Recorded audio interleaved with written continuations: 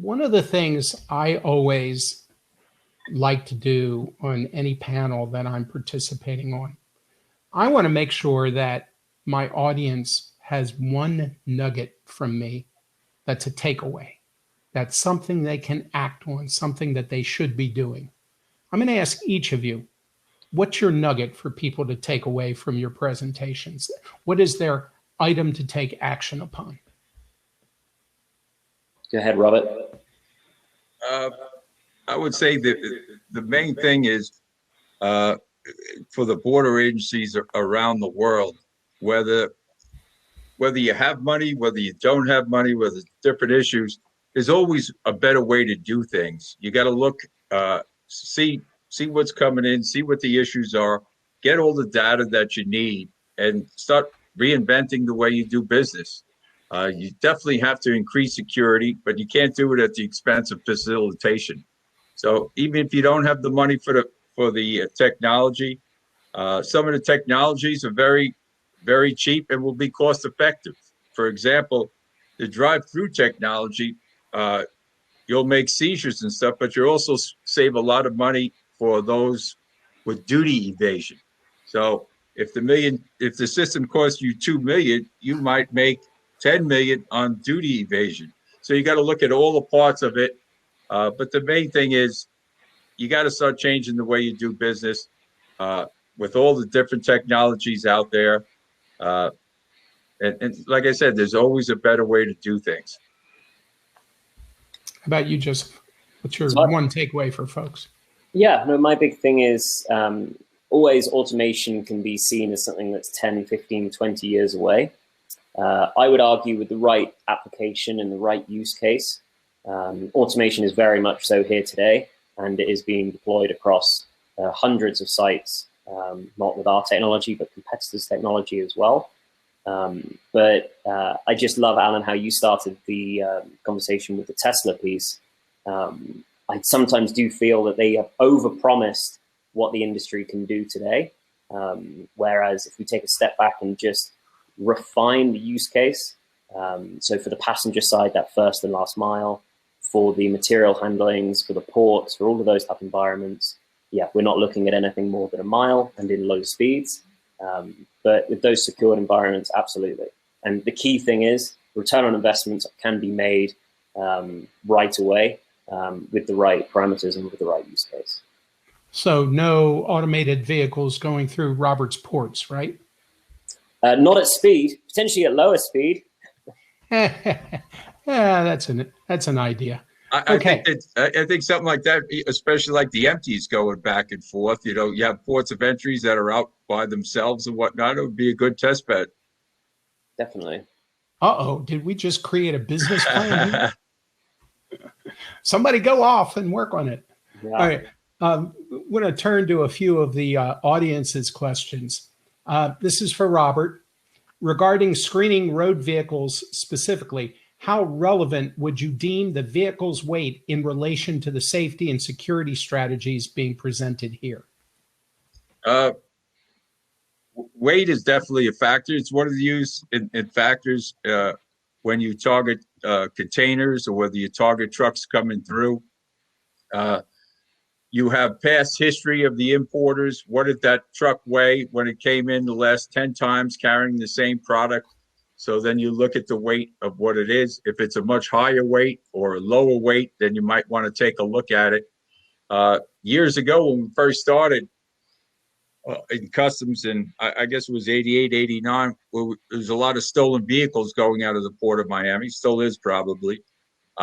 We would target just by weight all the containers that weighed between 3,500 and 4,500 to 20 footers anyway, that weighed in that range.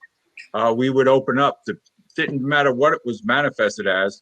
And we got a lot of stolen vehicles that way because a vehicle was in that weight range. So we would use weight as a targeting factor.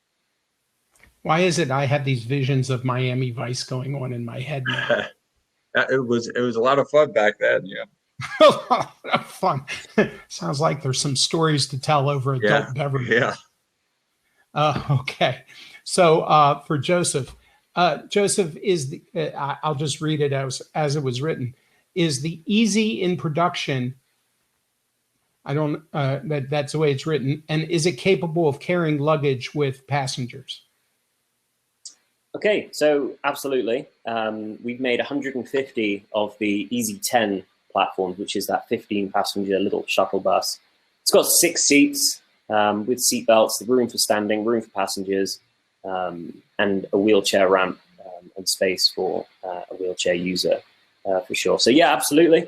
The ideal applications we've seen that product be put into are downtown type environments, business parks, universities, office campuses, all of those type of environments where, again, we can facilitate, for example, within a parking lot, taking people from their cars to the main entrance, downtown environments, taking riders from, for example, we're just about to start a project in Canada, where we're taking people from a LRT, a light rail station, to the main offices within the business area there. So yeah, the application is very wide for sure, but absolutely in deployment in 150 have been put around the world. On the Tracked Easy, so the material handling type vehicle, yes, that also is in production, produced by 2 very different people, very different clients, one of which specializes in vehicles, the other one specializes in ground support equipment. That's TLD, that makes the Tracked Easy. And yeah, absolutely. Very interesting, because the vagueness, if that's even a word, of the question, we are also exploring utilizing the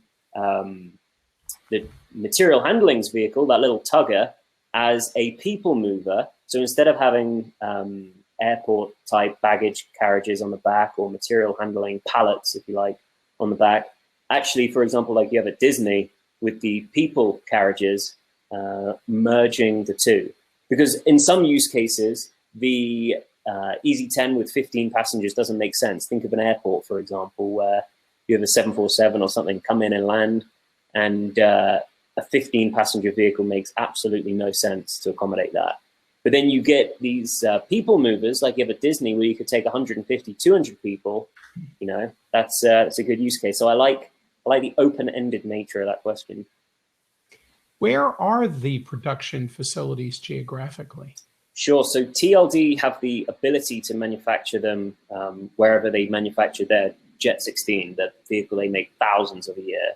Today, the only facility that they currently are rolling these out is in a place called Saint-Lin in France, spelled Saint-Lin. And the people mover also is made in France. You can't tell that we're a French business by heart, can you? And that's by a company called Ligier, which years ago used to be a Formula One racing team. I always argue that the speed of Formula One never came over with the application, but the innovation and the technology certainly did. And that's in a place called Vichy in France, where that people mover is made. I really appreciate the fact that you've now invited us all to see these facilities. Absolutely, yeah. I think that was a wonderful deal, that's where our next meeting is. Wonderful. And with regard to what we're going to see, so it just went right out of my head, the question I was about to ask you. Oh, this old age thing is so lovely. Okay, thanks for joining us, Drew. Sorry for the delay. Not a problem. I'm going to ask you, Drew, a question I already asked Robert and Joseph, which was, is there a nugget that you'd like to have people take away from your talk? What's the one nugget? I'm sure their answers were far more eloquent. I think for us, adaptability is truly the key. When looking at our bridge project or the Civic Center complex, security tends to move at a much quicker speed than traditional engineering construction projects do. If we had been a little bit more adaptive as things are moving along, we probably would end up with a better product. But instead, what we're just kind of looking at is continuous iterations of improvement as we go from concept to reality. I remembered my question, Joseph. Manufacturing in France, do you have to be cognizant of some of the technology restrictions when you're building for the US? You're absolutely right. And we are focused on finding those US manufacturers in order to on the people side, for example, be compliant with Buy America, Buy American. That just for us as a business unlocks a completely different level of funding, for example, at the federal level, through grants and applications such as that, which we just, as a European firm, European manufacturers do not, cannot access at all. So yeah, 100%, that is part of the goal. Today on the autonomous vehicle platforms, there is no standard. There is no thing as a compliant autonomous vehicle. The regulations just simply haven't caught up to that. So we definitely import through exemptions. And I will say that the federal government have been fantastic to work with in this domain, which is new for everyone. So yeah, you're absolutely right. We currently today import through exemptions, but that's not a sustainable way to build a business. So in order to make a compliant vehicle to just the federal motor vehicle safety standards will be a game changer for us. And then having that US manufacturing, yeah, is desperately needed. And probably the killer for you is not knowing when the standard, for lack of a better term, is going to change day to day. It's okay to use this today, but tomorrow, oh my gosh, but if had you told us, we could have adjusted, wouldn't have been a big deal. I assume that the lack of certainty is very hurtful.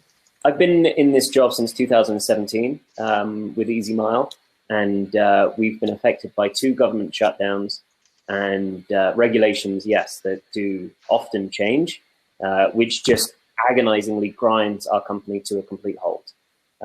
So, Alan, you're absolutely right. Coming back to what I was saying earlier, just finding that US manufactured vehicle, complying to the standards as they sit today in that domain will just help us be a much more efficient and always open business, not necessarily worried or fearful of what happens next.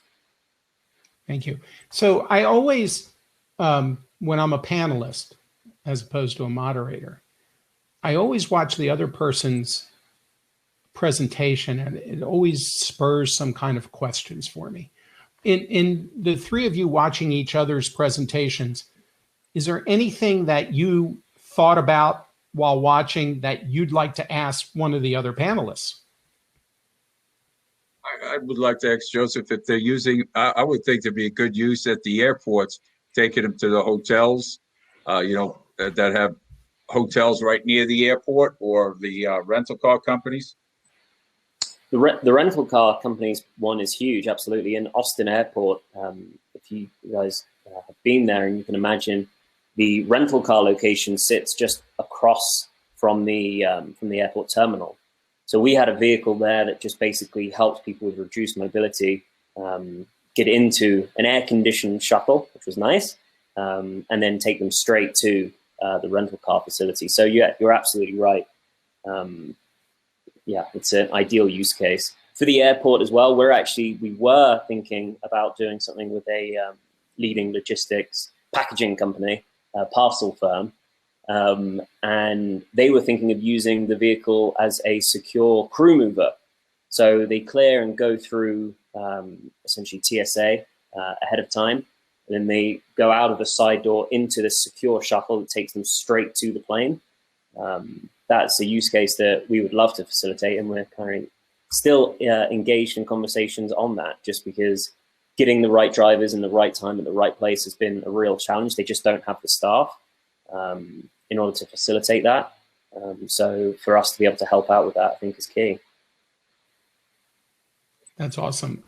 Drew, anything for Robert? Robert, anything for Drew? So I was going to ask Robert, based upon your time in Bahamas and elsewhere with customs and border protection, what is one key technology or capability you wish you had that you didn't? Probably the handheld X-ray, because it works in so many different environments. I always worked on what they call contraband enforcement teams. At the airports, you have a lot of smuggling between the baggage handlers, inside the panels, or the cleaners, inside the bathrooms and different things like that. And there's also a lot of screws to open up those panels. And with the handheld X-ray, you could just scan it very quickly, see if there's something in there. You're in and out of there in seconds. It would have been an extremely big time saver. Makes sense to me. It makes a lot of sense. I got to believe, Robert, you and Drew, each one of you, you must have some crazy, amazing custom story that you could share with us that would just be just for pure entertainment value. Can you each give us one? That record button gives me a lot of pause and respond to those types of questions. Like I said, the culture we come from is not one that would behoove us to kind of share some of those crazy stories. I'll share one of the greatest experience I had after the attempted bombing of Flight 253 going into Detroit. I was home back out in California, enjoying a first holiday break, and I got a call from my boss that I had to get on a plane that afternoon, fly back to DC, and we ended up on a 14-country, 6-continent tour to retrace the bomber's footsteps and look at aviation security technology around the world. And it's probably the wildest thing I've ever done. I think I got a total of about 30 hours of sleep over the course of 2.5 weeks, and it's definitely the most dynamic thing I've done. How about you, Robert? What can you tell us about without having to shoot us? I was stationed in Afghanistan at the embassy over there. I believe it was 2010, and that when I was there, the embassy came under attack. What they did was there was a building not too far away that was under construction. The terrorists got on the top floor of that, and they wired up the floors underneath. So as the cops tried to get them, they were blowing themselves up. So the attack went on for hours, and it was on the news. So I'm getting calls from headquarters while this is going on. We're trying to clear people, get them to safety, the whole 9 yards. And headquarters wants a report. I said, well, the attack is still going on. Can you at least wait till the freaking thing is over before but I remember that like it was yesterday. It was wild. So this is, I think, a fairly trying time in our country and really throughout the world. What can you all tell us as insiders to make us feel better that the folks that you work with or used to work with have our backs? Any good words you have there?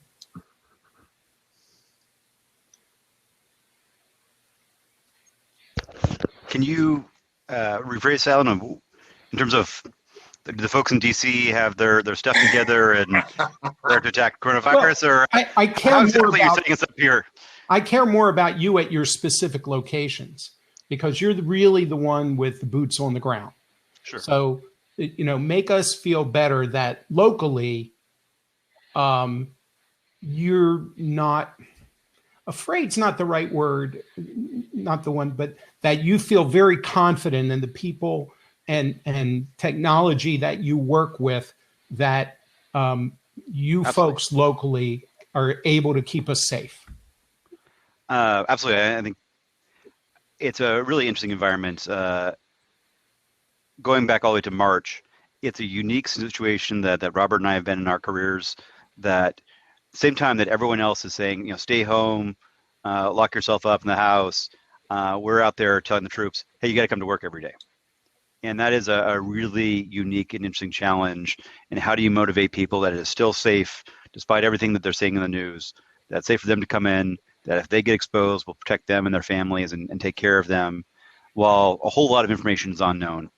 I will say, kind of looking back over the course of the last 7 months, we are so much better informed now than we were then. We have a better idea of what the adversary looks like and how to respond, have a lot more tools at our disposal, and it's a lot easier to communicate now than it was 7 months ago.